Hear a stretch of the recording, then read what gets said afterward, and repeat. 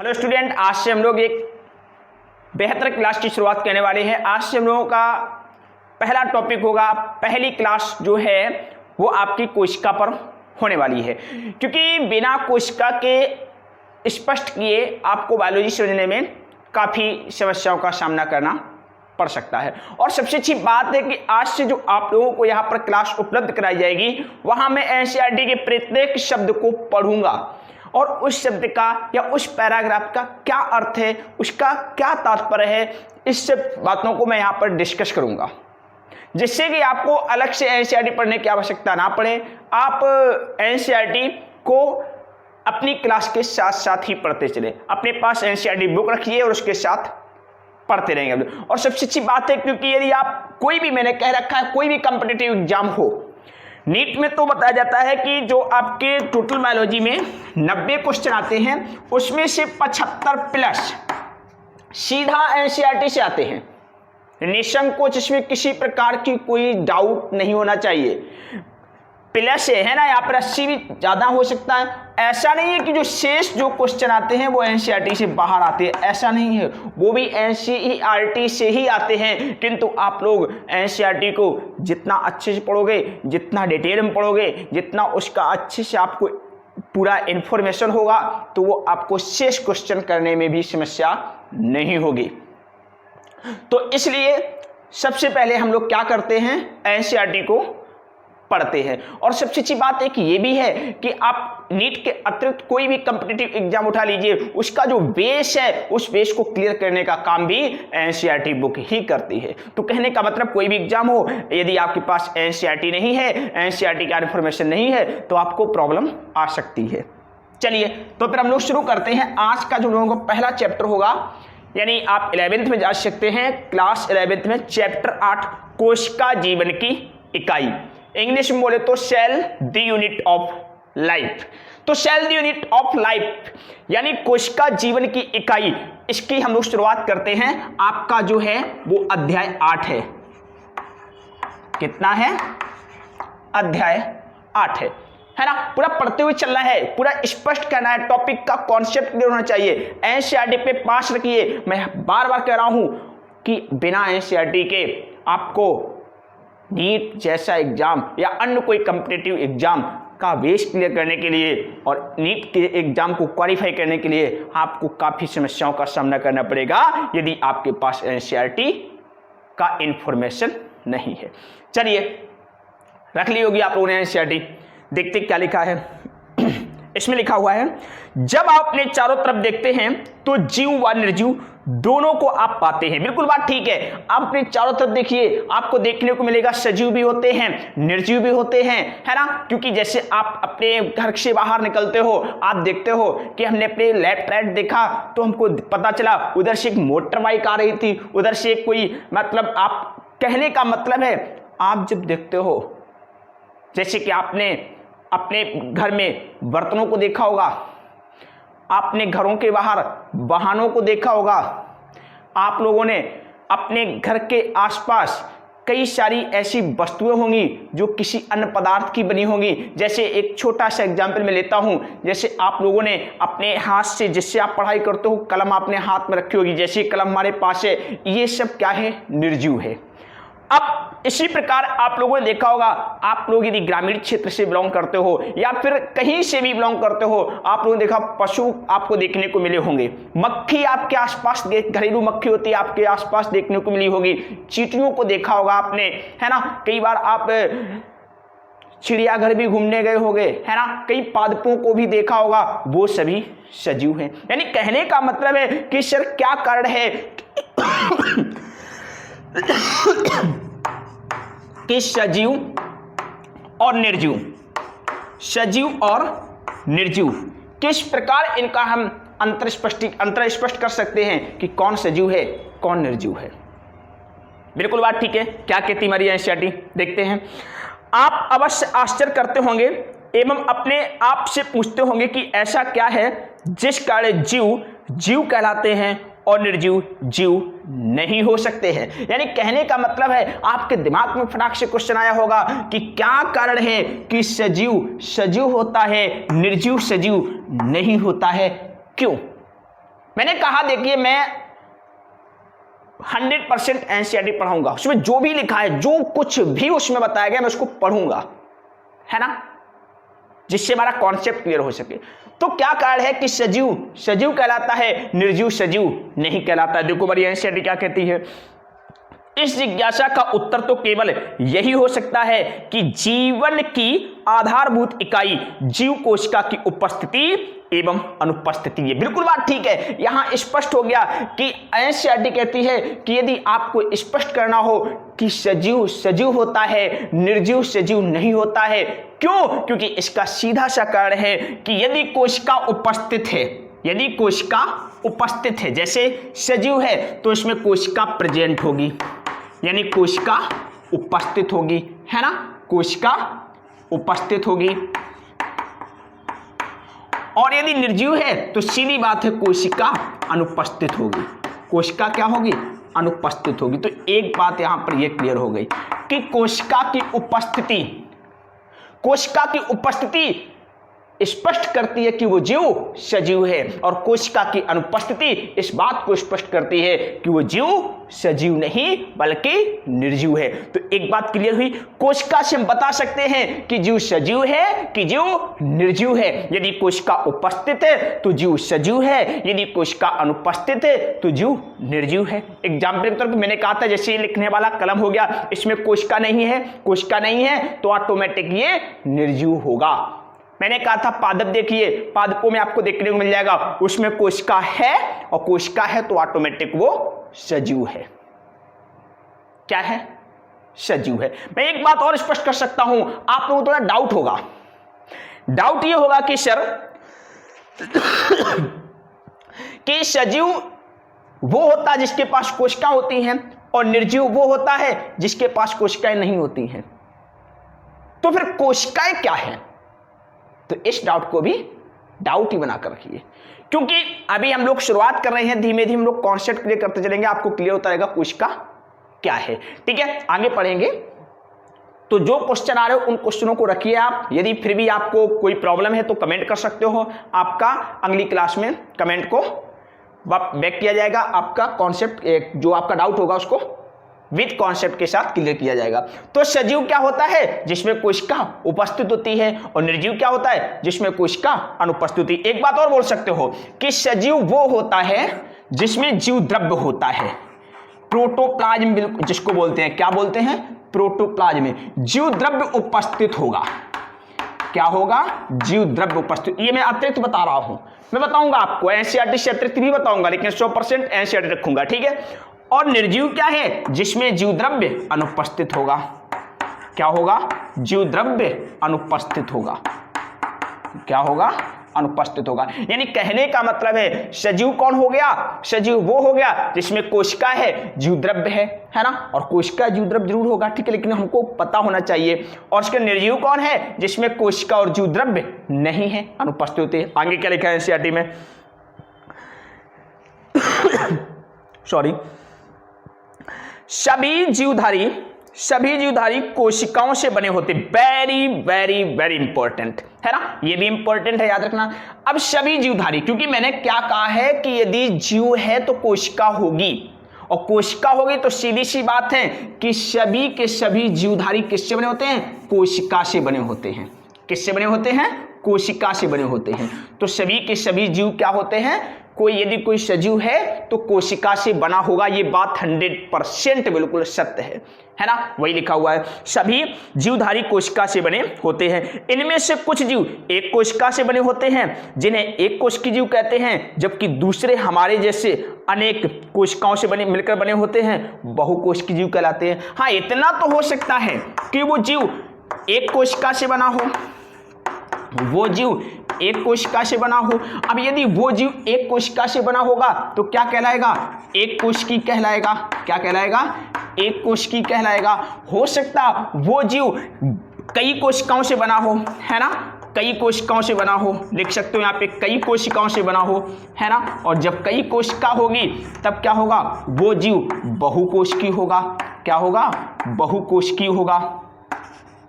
बहुकोशिकीय होगा। यानी कहने का मतलब कोशिका होगी, यदि जीव है तो उसमें सेल 100% प्रेजेंट है। ये बात तो हम लोग यहां से क्लियर कर चुके हैं ना। इतना तो हो सकता है कि उसमें कोशिका एक हो या कोशिकाओं का नंबर एक से ज्यादा हो। यदि वो एक कोशिका को रख रहा है तो एक कोशिकीय जीव कहलाएगा, यदि वो जीव कई कोशिकाओं को रख रहा है तो बहुकोशिकीय जीव कहलाएगा। चलो मैं थोड़ी एग्जांपल ले लेता हूं। एक कोशिकीय जीव के अंतर्गत मैं सीधा बता देता हूं, जैसे आप लोग देख सकते हो सभी के सभी मोनेरा आ जाते हैं इसमें। इंपॉर्टेंट क्या आते हैं? Monera, protista. प्रोटिस्टा फंजाई में आपको ईस्ट देखने को मिलेगा। क्या देखने को मिलेगा? ईस्ट। ईस्ट जो है ये एक कोशिकीय होता है। कैसा होता है? एक कोशिकीय होता है। तो मोनेरा के सभी जीव, मोनेरा में कौन आएगा? नॉस्टॉक आएगा, एनाबीना आएगा, सभी के सभी बैक्टीरिया आ जाएंगे, है ना, नीलहरे शैवाल आ जाएगा और माइकोप्लाज्मा आ जाएगा। सब पढ़ेंगे हम लोग डिटेल में, ठीक है। प्रोटिस्टा में क्या आएगा? यहाँ पे प्रोटिस्टा में आपको प्रोटोजोआ देखने को मिलेंगे, ठीक है। अमीबी प्रोटोजोआ, कशाबी प्रोटोजोआ, ठीक है। इस प्रकार प्रोटोजोआ देखने को मिलेंगे आपको, और स्लाइम मोल्ड देखने को मिलेंगे, है ना, और यहाँ पे डायनोफ्लैजिलेट देखने को मिलेंगे, है ना। इस प्रकार आपको प्रोटिस्टा में ये जीव देखने को मिलते हैं। और ईस्ट जो है ये आपको कहां देखने को मिलता है? फंजाई में देखने को मिलता है। फंजाई यानी कवक में देखने को मिलता है। तो ये कैसे हो गए? एक कोशिकीय हो गए। अब कहोगे सर बहुकोशिकीय कौन होते हैं? तो बहुकोशिकीय के अंतर्गत क्या क्या आएगा? बहुकोशिकीय के अंदर जैसे हम लोग मानव आ जाएंगे, ठीक है, और क्या आएंगे? पादप आएंगे। ये सभी किसके अंतर्गत आते हैं? पादप। अधिकांश पादप, पादप एक कोशिकीय में भी आता है, ठीक है, लेकिन अधिकांश पादप जो है, कुछ पादप एक कोशिकीय में आते हैं। क्या आते क्या नहीं आगे बात करेंगे, ठीक है। तो पादप किस में आते हैं? बहुकोशिकीय में। मानव किस में आता? बहुकोशिकीय में। तो सीधी सी बात हो गई कि जो जीव होंगे वो कोशिका से बने होंगे, किंतु अंतर इतना होगा कि हो सकता वो जीव एक कोशिका से बना हो या फिर वो जीव कई कोशिकाओं से बना हो। चलिए अब बात आती है कोशिका है क्या। वही जो अभी आपके कुछ समय पहले आपके दिमाग में डाउट आया था, वही एनसीईआरटी रख लिया। क्योंकि एनसीईआरटी क्या है? एनसीईआरटी हम लोगों के हिसाब से चलेगी, बिल्कुल ये तय है, और हम लोगों को एनसीईआरटी के हिसाब से चलना है। कहने का मतलब हम दोनों एक दूसरे के बिना अधूरे हैं, सीधी सी बात है। तो क्या है? वो कह रही है कोशिका क्या है। देख रहे हो आप लोग, साफ लिखा हुआ है कोशिका क्या है। तो वही कोशिका क्या है हम लोग देखते हैं एनसीईआरटी के अनुसार पर। कोशिका क्या है? तो क्या है कोशिका, है ना, ये हमारे दिमाग में क्वेश्चन आया कि कोशिका क्या है। कोशिका जीवधारी, स्वतंत्र अस्तित्व यापन या जीव के सभी आवश्यक कार्य करने में सक्षम होती है। बिल्कुल बात ठीक है। कोशिका जो होती है स्वतंत्र जीवन यापन करने में सक्षम होती है, ये बात बिल्कुल तय है। कोशिका जो होती है स्वतंत्र जीवन यापन करने में सक्षम होती है, और जीवन की जीव की नहीं बोल रहा हूं, मेरी बात बहुत ध्यान सुनना, जीवन की सभी आवश्यक क्रियाओं को करने में सक्षम होती है। आपके दिमाग में फिर से क्वेश्चन आया कि इतना बड़ा रहस्य छिपा हुआ है, तो कोशिका है तो है क्या? सभी कार्य करने में सक्षम है, जीवन संबंधी जो भी कार्य है वो कोशिका करने में सक्षम हो। इतना तो हो सकता है कि वो कोशिका एक कोशिका अकेले उस कार्य को कर रही हो या फिर एक समूह बनाकर कार्य कर रही हो, इतना तो हो सकता, लेकिन यदि कोशिका है तो जीवन के सारे कार्य करने में सक्षम होगी। कोशिका के बिना किसी का भी स्वतंत्र जीव अस्तित्व नहीं हो सकता है। बिल्कुल बात ठीक, हम लोग देख चुके हैं कि कोशिका वो इकाई है, कोशिका जीवन की शुरुआत करने वाली वो यूनिट है जिसके बिना जीवन संभव है ही नहीं। ये बात तो हम लोग क्लियर कर चुके हैं, क्योंकि यदि जीव है तो उसके पास कोशिका है, जीव है तो उसके पास जीव द्रव्य 100% होगा, है ना। तो वही बात है एनसीईआरटी, मतलब जो हम लोग अभी समझ के आए थे वही है एनसीईआरटी। आपको लगेगा कि कुछ है ही नहीं, जो हम लोग पढ़ रहे हैं, जो बोल रहे हैं, वही सब एनसीईआरटी में लिखा हुआ है। फिर क्या लिखा हुआ है? इस कार्य जीव के लिए कोशिका ही मूलभूत से संरचनात्मक व क्रियात्मक इकाई होती है। बिल्कुल बात ठीक है, इसीलिए हम बोल सकते हैं कोशिका सजीव की, अब यहाँ पे सजीव लिखना पड़ेगा क्योंकि कोशिका किस में होती है? सजीव में, ठीक है। परिभाषा बनाने का भी फैक्ट होता है, परिभाषा कैसे होती है रटना नहीं पड़ता है, समझना पड़ता है, ठीक है। कोशिका सजीव की संरचना बनाती है, तो संरचनात्मक क्या बनाती है? संरचना बनाती है। और जितनी भी क्रियाएं हैं, जैसे मैं आपको पढ़ा रहा हूं, उसको पढ़ाने के लिए जीभा जो होती है उसकी आवश्यकता पड़ रही है, हाथ की आवश्यकता पड़ रही है, खड़े होने के लिए पैरों की आवश्यकता पड़ रही है ना। तो इस मतलब आप जो भी कार्य कर रहे हो उसके लिए किसका योगदान है? आप फटाक से कहोगे सर अंगों का योगदान। ठीक है, मैंने मान लिया अंगों का योगदान। अंग किससे बने? आप कहोगे सर ऊतक से बने। ऊतक किससे बना? कोशिका से बना। यानी शरीर की जितनी भी क्रियाएं हैं, यानी जीवधारी की जितनी भी क्रियाएं हैं, उसमें किसकी भूमिका है? कोशिका की भूमिका है। तो क्या बोल सकते हो? संरचना भी बनाई। और क्या बनाई? संरचना कैसे बनाई? कई सारी कोशिकाएं आकर मिली, क्या बना दिया? ऊतक। कई सारे ऊतक आकर मिले, क्या बना दिया? अंग। कई सारे अंग आकर मिले आपस में और एक विशेष कार्य को करने लगे, क्या बन गया? अंग तंत्र। और कई सारे अंग तंत्र मिलकर एक मानव के शरीर की रचना करते हैं, जंतु के शरीर की रचना करते हैं। तो रचना संरचनात्मक हो गई। और कोशिका जो है, मैंने क्या कहा? क्रिया में भी भूमिका निभाती है। तो क्रियात्मक भी लिख सकते हो। क्रियात्मक तो क्या हुआ? कोशिका सजीव की संरचनात्मक व क्रियात्मक इकाई होती है। क्या होती है? क्रियात्मक इकाई होती है। बात क्लियर हुई कि नहीं हुई? कोशिका सजीव की संरचनात्मक व क्रियात्मक इकाई होती है। आगे क्या लिखा हुआ देखते हैं। अब बात आती है, वही लिखा है कि जीव के लिए कोशिका ही मूलभूत संरचनात्मक व क्रियात्मक इकाई होती है। अब संरचनात्मक क्यों लिखा है और क्रियात्मक क्यों लिखा है, ये मैंने आपको कॉन्सेप्ट पर क्लियर कर दिया। अब बात करते हैं, बात ठीक है सर, लेकिन पहली बार कोशिका के विषय में बताने वाला महान व्यक्ति कौन था? किसने कोशिका के विषय में? वेरी वेरी वेरी इंपॉर्टेंट, प्रत्येक एंट्रेंस एग्जाम में क्वेश्चन आता है कि कोशिका की खोज किसने की। आप फटाक से कहोगे सर हमारे पास तो एनसीईआरटी रखी है, हम अभी फटाक से बोलते हैं कोशिका की खोज रॉबर्ट हुक ने की थी। किसने की थी? रॉबर्ट हुक ने की थी। लेकिन कहोगे सर इसमें तो एक नाम और लिखा हुआ है, वो नाम क्या लिखा हुआ है? एंटोनी वॉन ल्यूवेनहॉक लिखा हुआ है। इसका मतलब क्या हुआ? यानी कोशिका की खोज कौन कर रहा है? रॉबर्ट हुक कर रहा है कि एंटोनी वॉन ल्यूवेनहॉक कर रहा है? कोशिका की खोज दोनों कर रहे। आप कहोगे सर चीज एक खोजने वाले दो, ऐसा कैसे संभव हुआ? देखिए, कोशिका की खोज रॉबर्ट हुक ने की थी और कोशिका की खोज एंटोनी वॉन ल्यूवेनहॉक ने भी की थी, किंतु दोनों में डिफरेंस इस बात का है कि जो कोशिका रॉबर्ट हुक खोज रहे थे, जिस कोशिका की खोज रॉबर्ट हुक कर रहे थे, वो कोशिका कैसी थी? निर्जीव थी। और जिस कोशिका की खोज एंटोनी वॉन ल्यूवेनहॉक ने की थी, वो कोशिका कैसी थी? सजीव थी। देखते क्या लिखा हुआ है। एंटोनी वॉन ल्यूवेनहॉक ने पहली बार यहां पे अपने हाथ से कलम से ठीक कर लीजिए, लिख दीजिए जीवित, लिख दीजिए यहां पे जीवित कोशिका को देखा व उसका वर्णन किया था। तो जीवित कोशिका की खोज किसने की? यदि आपसे कोई पूछता है कि जीवित कोशिका की खोज किसने की, तब आपका आंसर होगा जीवित कोशिका की खोज, जीवित कोशिका की खोज, है ना, कोशिका की खोज तो होगा एंटोनी वॉन ल्यूवेनहॉक। क्या होगा? Antony von Leeuwenhoek. और यदि कोई पूछ दे कि निर्जीव कोशिका की खोज, या फिर सीधा पूछ दे कि कोशिका की खोज किसने की, सीधा पूछ दे कोशिका की खोज, तो अब आंसर आपका होगा रॉबर्ट हुक, क्योंकि जो पहले खोज रहा है उसको खोज की जगह रखेंगे। कोशिका की खोज तो पहले सजीव खोजेगी कि निर्जीव खोजेगी? तो याद रखना, सबसे पहले जो कोशिका खोजी थी वो थी निर्जीव। कौन थी? निर्जीव कोशिका थी, जिसको खोज करता कौन थे? Robert Hooke. कौन थे? Robert Hooke. तो कहने का मतलब कोशिका की खोज किसने की? रॉबर्ट हुक ने। लेकिन जीवित कोशिका की खोज किसने की? तो आंसर होगा एंटोनी वॉन ल्यूवेनहॉक ने। लेकिन यदि कोई पूछते कि जो रॉबर्ट हुक ने कोशिका खोजी थी वो कौन थी, लिविंग की नॉन लिविंग, तो आपका आंसर होगा सर नॉन लिविंग थी, अर्थात निर्जीव थी। देखते क्या लिखा है रॉबर्ट हुक ने बाद में। अब देखिए यहाँ पे एक बात लिखा, रॉबर्ट ब्राउन भी लिखा हुआ है। तो रॉबर्ट, अब यदि कोई पूछता है यहाँ पे सर रॉबर्ट ब्राउन कौन थे, याद रखना रॉबर्ट हुक और रॉबर्ट ब्राउन अलग अलग हैं। रॉबर्ट ब्राउन कौन थे? रॉबर्ट ब्राउन ने केंद्रक की खोज की। किसकी खोज की? केंद्रक की खोज की थी। किसने? रॉबर्ट ब्राउन ने। बड़ा डाउट होता आपको, सॉरी या रॉबर्ट ब्राउन करिए। रॉबर्ट ब्राउन ने किसकी खोज की थी? केंद्रक की खोज की, याद रखना। और रॉबर्ट हुक ने कोशिका की खोज की है ना, देख सकते हो। रॉबर्ट ब्राउन ने किसकी खोज की?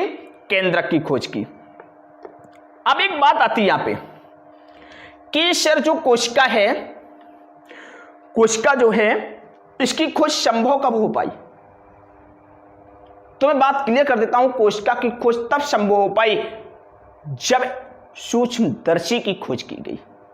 अब बात आती है सर सूक्ष्मदर्शी की खोज की गई तब कोशिका की खोज हो पाई। हाँ बिल्कुल बात ठीक है, लेकिन एक बात और आती है कि सर जो रॉबर्ट हुक थे इन्होंने जो एक बात याद रखना आपको इंपॉर्टेंट है, जो रॉबर्ट हुक थे उन्होंने जिस सूक्ष्मदर्शी से कोशिका की खोज की थी वो सूक्ष्मदर्शी रॉबर्ट हुक ने खुद अपनी तैयार की थी। और सबसे अच्छी बात एक ये भी है कि एंटोनी वॉन ल्यूवेनहॉक ने भी जिस कोशिका की खोज की थी जीवित कोशिका की, उस कोशिका के लिए जो प्रयोग होने वाली सूक्ष्मदर्शी थी वो भी एंटोनी वॉन ल्यूवेनहॉक ने अपनी खुद सूक्ष्मदर्शी बनाई थी।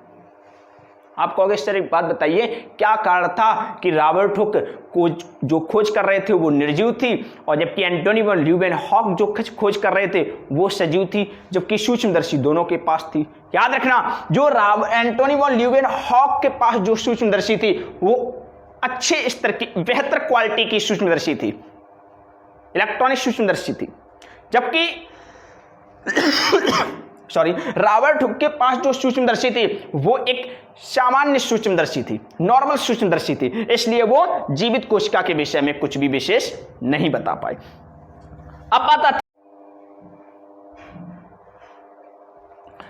अब रॉबर्ट हुक ने क्या की, सेल की खोज की। तो सेल की खोज किसने की, रॉबर्ट हुक ने। ये बात क्लियर हो गई। सेल नाम किसने दिया, इंपॉर्टेंट, खोजकर्ता कौन हो गए, रॉबर्ट हुक। सेल नाम किसने दिया, रॉबर्ट हुक। सेल की खोज करने वाला साइंटिस्ट ही रॉबर्ट हुक है, सेल नाम देने वाला साइंटिस्ट भी रॉबर्ट हुक है। तो अब एक बात आती है कि सेल के अध्ययन को क्या कहते हैं, सेल के अध्ययन को क्या कहते हैं। तो याद रखना सेल के अध्ययन को कहते हैं साइटोलॉजी। क्या कहते हैं, सेल के अध्ययन को कहते हैं साइटोलॉजी। क्या कहते हैं, साइटोलॉजी कहते हैं। ये सभी बातें आपको क्लियर होनी चाहिए। सेल के अध्ययन को साइटोलॉजी कहते हैं। अब एक बात और आती है, एक बात ये आती है कि जब सेल की खोज करने वाला रॉबर्ट हुक, सेल नाम देने वाला रॉबर्ट हुक, सेल के अध्ययन की शाखा साइटोलॉजी है ना, तो साइटोलॉजी का पिता कौन होगा, साइटोलॉजी का पिता कौन होगा, तो ये पिता भी वही होगा, रॉबर्ट हुक। इंपॉर्टेंट क्वेश्चन, चारों बिंदु आपको याद रखने हैं। सेल की खोज करने वाला व्यक्ति कौन था, रॉबर्ट हुक। सेल नाम देने वाला व्यक्ति कौन था, रॉबर्ट हुक। सेल के अध्ययन को क्या कहते हैं, साइटोलॉजी। और साइटोलॉजी का जनक किसे कहा जाता है, रॉबर्ट हुक को कहा जाता है। अब रॉबर्ट हुक ने जिस सेल की खोज की थी वो किससे की थी, तो जो सेल की जो खोज की थी वो कॉर्क से की थी। किससे की थी, कॉर्क से की थी। कॉर्क क्या है, कॉर्क जो होता है क्वेरकस पादप की छाल होती है, लिख सकते हो क्वेरकस, क्वेरकस पादप की छाल, क्वेरकस पादप की छाल होती है। ये सभी बिंदु लगभग सभी एंट्रेंस एग्जाम में पूछे जाते हैं, है ना। तो मतलब सेल की खोज किसने की, रॉबर्ट हुक ने, ठीक है। सेल की खोज किससे थी, कॉर्क से। कॉर्क क्या होती है, क्वेरकस पादप की छाल होती है। सेल नाम किसने दिया, रॉबर्ट हुक ने। सेल के अध्ययन को क्या कहते हैं, साइटोलॉजी। साइटोलॉजी के जनक कौन हुए, फादर कौन हुए, तो रॉबर्ट हुक हुए। चलिए अब देखते हैं एनसीईआरटी आगे क्या कहती है। अब हम लोग एनसीईआरटी पर पहुंचते हैं। सूक्ष्मदर्शी की खोज के बाद देखो मैंने कहा था आपसे कि नहीं कहा था, याद रखना जो मैं बोल रहा हूं उसको समझते जाइए, नोट डाउन करते जाइए। यहां पर बहुत कुछ एनसीईआरटी से, मैंने एनसीईआरटी मात्र इसलिए रखा है जिससे कि आपको अलग से एनसीईआरटी बुक पढ़ने की आवश्यकता ना पड़े। मैंने कहा था कि सूक्ष्मदर्शी की खोज के बाद ही कोशिका की खोज संभव हो पाई, वही लिखा। लेकिन सूक्ष्मदर्शी की खोज के बाद कोशिका की खोज संभव हो पाई, ये तो सत्य है। लेकिन एक फैक्ट और याद कर लीजिए कि इलेक्ट्रॉनिक सूक्ष्मदर्शी की खोज के बाद कोशिका का विस्तृत अध्ययन हो सका। खोज नहीं बोलना, मेरी बात फिर सुनिए ध्यान से, कि सूक्ष्मदर्शी की खोज के बाद कोशिका की खोज संभव हो सकी, लेकिन इलेक्ट्रॉनिक सूक्ष्मदर्शी की खोज के बाद कोशिका का विस्तृत अध्ययन संभव हो सका। क्या हो सका? कोशिका का विस्तृत अध्ययन संभव हो सका। वही लिखा, सूक्ष्मदर्शी की खोज के बाद व इसके सुधार के बाद फेज कंट्रास्ट व इलेक्ट्रॉनिक सूक्ष्मदर्शी द्वारा कोशिका की विस्तृत संरचना का अध्ययन संभव हो सका। वही लिखा हुआ है। चलिए, इस प्रकार आज हम लोगों के क्लास की जो शुरुआत थी, जो सेल थी, उसका जो परिचय दिया गया था एनसीईआरटी में, वो क्लियर हुआ। लेकिन रॉबर्ट हुक जो खोज कर रहे हैं कोशिका की, वो कैसी कोशिका है? लिविंग सेल है, जीवित कोशिका, याद रखना। अब एनसीईआरटी आपकी पढ़ाती है कोशिका सिद्धांत यानी सेल थ्योरी। क्या पढ़ाती है? कोशिका सिद्धांत यानी सेल थ्योरी। चलिए,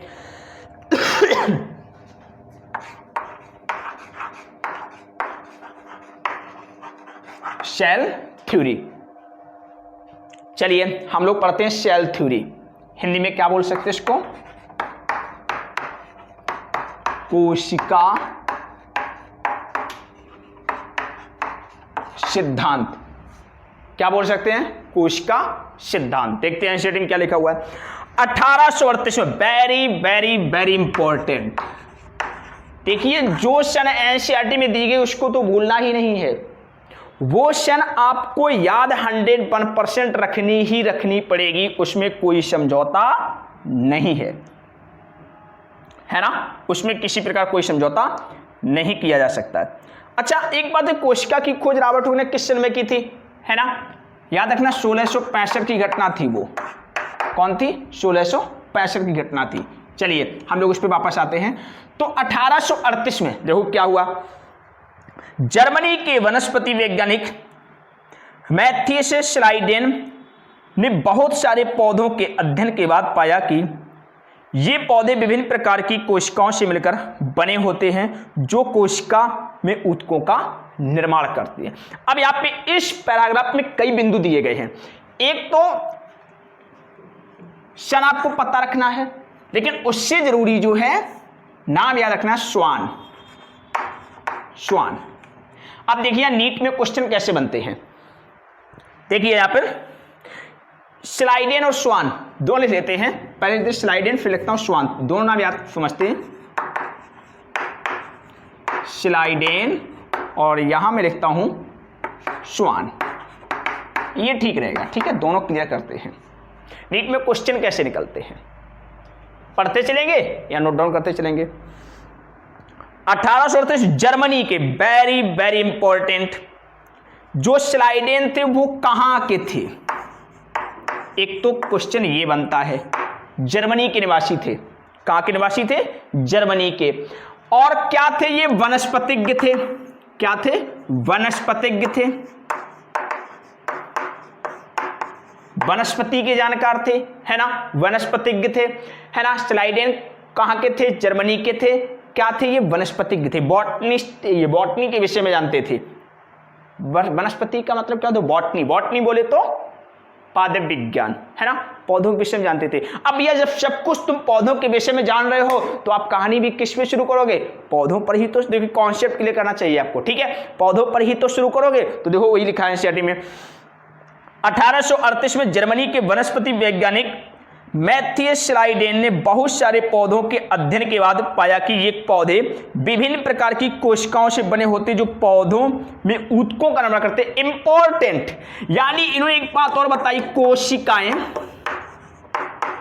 कोशिकाएं मिलकर ऊतक बनाती हैं, है ना। चलो मैं इसको नीचे लिख देता हूं, मिलकर ऊतक बनाती हैं,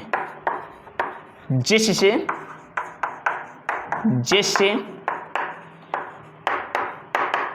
पादपों का निर्माण हुआ। ये बात स्लाइडेन बोल गए। क्या एक बिंदु याद रखना, कहां के रहने वाले थे? जर्मनी के। क्या थे? वनस्पतिज्ञ थे। क्या बताया? कोशिकाएं मिलकर ऊतक बनाती हैं जिनसे पादपों का निर्माण होता है। ये तीन बातें क्लियर हुई, है ना। एनसीईआरटी को मैंने क्या कहा? एनसीईआरटी का भी स्पष्ट करना है क्वेश्चन बनते क्या बनते हैं। आगे क्या लिखा हुआ है? 1839 अब ये 1838 से है, ये 1839 से है। एक ब्रिटिश, ये कहां के थे? ब्रिटिश, ये थे जर्मनी के, ये कहां के थे? ब्रिटिश। ये थे वनस्पतिक, ये क्या थे? जंतु विज्ञान के जानकार थे, जंतु विज्ञान के जानकार थे ये, है ना। ये वनस्पतिज्ञ थे, यानी वनस्पति विज्ञान के जानकार थे, यानी ये बॉटनी से संबंध रखते थे, ये जूलॉजी से संबंध रखते थे, है ना। आगे क्या लिखा देखो, इन्होंने क्या बताया, देखते हैं एनसीईआरटी में क्या लिखा हुआ है। विभिन्न जंतु कोशिकाओं के अध्ययन के बाद पाया कि कोशिकाओं के बाहर एक पतली परत होती है जिससे आजकल जीवद्रव्य झिल्ली कहते हैं। यानी सीधी बात है, एक बात आपको याद रखना है, जंतुओं में कोशिका भित्ति नहीं होती है, और कोशिका भित्ति नहीं होती है तो सबसे बार क्या हुआ? कोशिका झिल्ली। तो इन्होंने बताया जंतुओं में सबसे बाहर जीवद्रव्य झिल्ली होती है। इंग्लिश में क्या बोलते हैं? Cell membrane. क्या बोलते हैं? सेल मेम्ब्रेन, है ना, या प्लाज्मा मेम्ब्रेन भी, इसका हिंदी इंग्लिश क्या बोलेगा? प्लाज्मा मेम्ब्रेन, ठीक है, जीवद्रव्य झिल्ली और सेल मेम्ब्रेन बोल सकते हो। तो इन्होंने क्या बताया कि जंतुओं में सबसे बाहर जीवद्रव्य झिल्ली होती है, यानी कोशिका झिल्ली होती है, यानी सेल मेम्ब्रेन होती है। वैज्ञानिक ने पादप ऊतकों के अध्ययन के बाद पाया कि पादप कोशिकाओं में कोशिका भित्ति मिलती है। अब यह एक बात बताइए हमको, इस लाइन का मतलब थोड़ी ये लाइन समझनी है आपको। वैज्ञानिक ने पादप ऊतकों के, अब कौन वैज्ञानिक पादप ऊतकों के विषय में बताएगा कि पादप में कोशिका भित्ति मिलती है? अब मेरी बात सुनना, हिंदी एनसीईआरटी आप पढ़ रहे होगे, वहां पे सीधा लिखा हुआ है कि वैज्ञानिक ने। अब वो वैज्ञानिक है कौन? आप कहोगे सर सीधी सी बात है, पादप की बात कर रहा है। हाँ, पादप की बात कर रहा है। अब पादप की बात कर रहा है तो फिर सीधी बात है स्लाइडेन होंगे, हो गई गलती। पादप की बात बेशक हो रही हो, लेकिन वो बात कर रहे हैं श्वान। कौन है? श्वान। तो श्वान ने एक बात और बताई, पादप में सबसे बाहर कोशिका भित्ति होती है। कोशिका भित्ति, कोशिका भित्ति बोले तो सेल वॉल, कोशिका भित्ति होती है। देखो वही लिखा है। वैज्ञानिक ने पादप ऊतकों के अध्ययन के बाद, यानी पादप ऊतकों का अध्ययन किया, पता चला पादप कोशिका में क्या होती है? कोशिका भित्ति होती है, ठीक है।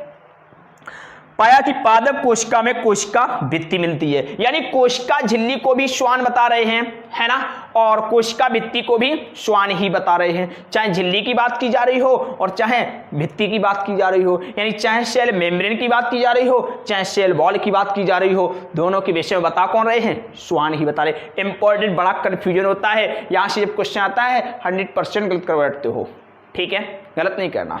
आगे क्या लिखा हुआ है?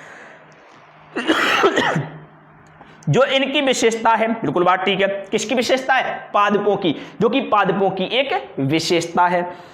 श्वान ने अपनी परिकल्पना रखते हुए बताया कि प्राणी और वनस्पति का शरीर कोशिका और उनके उत्पाद से मिलकर बना होता है। Very very important. श्वान तो पूरा हल्ला ही मचा रखा है इन्होंने कहा देखो, सजीव का निर्माण कोशिका और उसके उत्पाद से होता है, उत्पाद से होता है। एक बात यह भी बताई श्वान ने, क्या बताई? कि सजीव का निर्माण जो है वो कोशिका प्लस के उत्पाद से होता है। वही देखो लिखा हुआ है। श्वान ने अपनी परिकल्पना रखते हुए बताया, यानी जो श्वान ने अपनी परिकल्पना दी, जो श्वान का मानना था कि प्राणी और वनस्पति, तो सीधा मैंने क्या लिख दिया? सजीव लिख दिया, ठीक है। इसमें पादप भी आ गए और जंतु भी आ गए, ठीक है, याद रखना। आगे लिखा है प्राणी और वनस्पति का शरीर कोशिका और उसके उत्पाद से मिलकर बना होता है। इतनी बात स्लाइडेन श्वान कह रहे थे। आगे क्या लिखा हुआ है?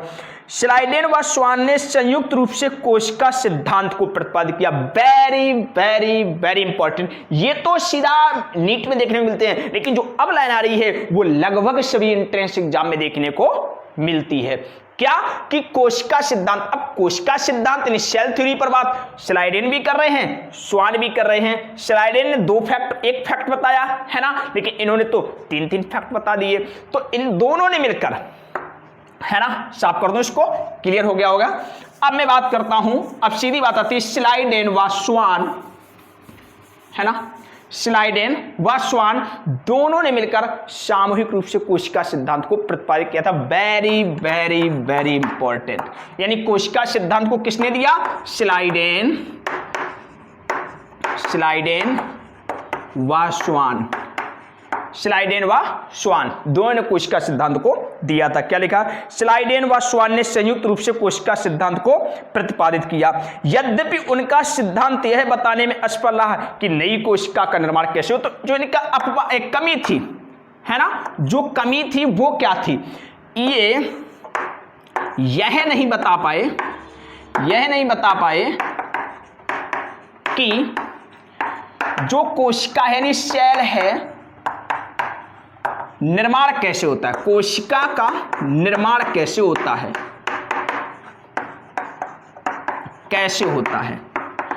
इनके सिद्धांत की यह कमी थी। याद रखना, पूछा जाए कि स्लाइडेन स्वान ने जो कोशिका सिद्धांत दिया था उनके सिद्धांत की कमी क्या थी, तो क्या कमी थी कि यह नहीं बता पाए कि कोशिका का निर्माण कैसे होता है, कोशिका का निर्माण कैसे होता है, इस बात को ये नहीं बता पाए। और भी क्वेश्चन पूछ सकता है कि स्लाइडेन व स्वान जो थे, इनके कोशिका सिद्धांत में कोशिका का निर्माण नहीं होता है, यह बात इन्होंने नहीं बताई, ये सही है कि गलत है। यानी कहने का मतलब कई तरीके के क्वेश्चन बन सकते हैं। तो 50 बात से एक बात है, आप याद रखिए कि स्लाइडेन स्वान ने जो कोशिका सिद्धांत दिया था वो कोशिका सिद्धांत यह बताने में असमर्थ रहा कि कोशिका बनती कैसे है ना। तो फिर क्या हुआ? Rudolf Virchow 1885। अब 1885 में एक महान साइंटिस्ट है रडोल्फ विर्चो, किंतु याद रखना कोशिका सिद्धांत देने वाले साइंटिस्ट कौन है, तब आपको यही दो नाम बताने पड़ेंगे, स्लाइडेन व स्वान। इनके कोशिका सिद्धांत की कमी क्या थी कि कोशिका का, नई कोशिका का, है ना, नई कोशिका का निर्माण कैसे होता है ये नहीं बता पाए। अब 1885 में रडोल्फ विर्चो आए। कौन आए? Rudolf Virchow. इन्होंने कहा देखो इनके कोशिका सिद्धांत का सुधार मैं करता हूं, जो इनके कोशिका सिद्धांत की कमी थी उसको मैं पूरा करता हूं। देखो क्या लिखा है एनसीईआरटी में, देखिए क्या लिखा, रडोल्फ विर्चो 1855, है ना, सॉरी मैंने संभवतः गलत बोल दिया था, 1855 रडोल्फ विर्चो।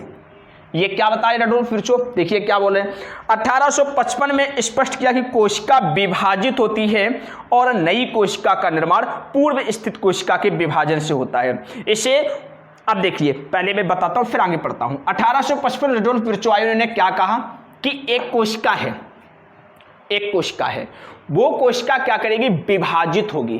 क्या होगी?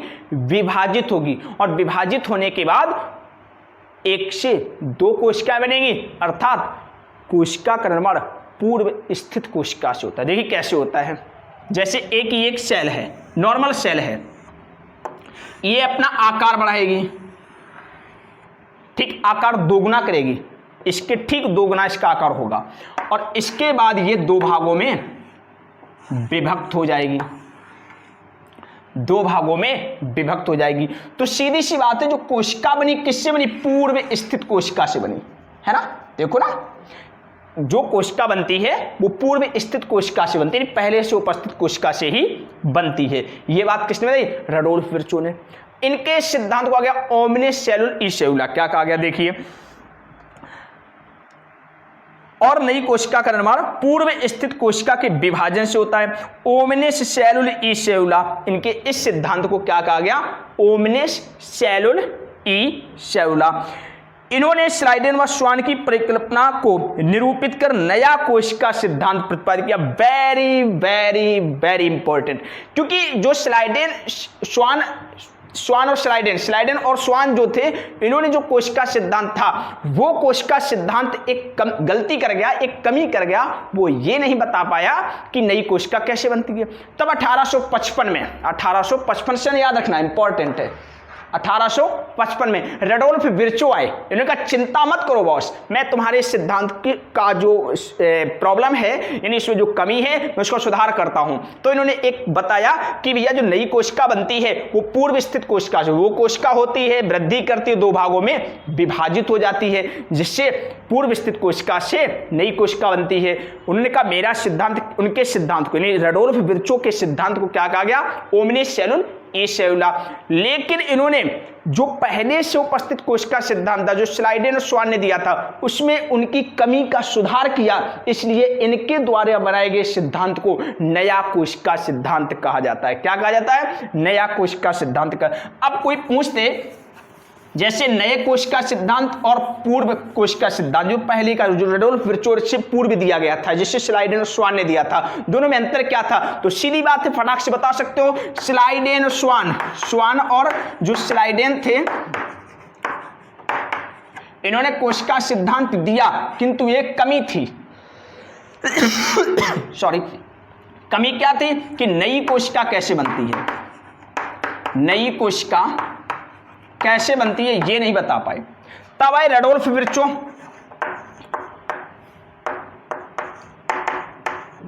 रेडोल्फ विर्चो कौन आए, रेडोल्फ विर्चो।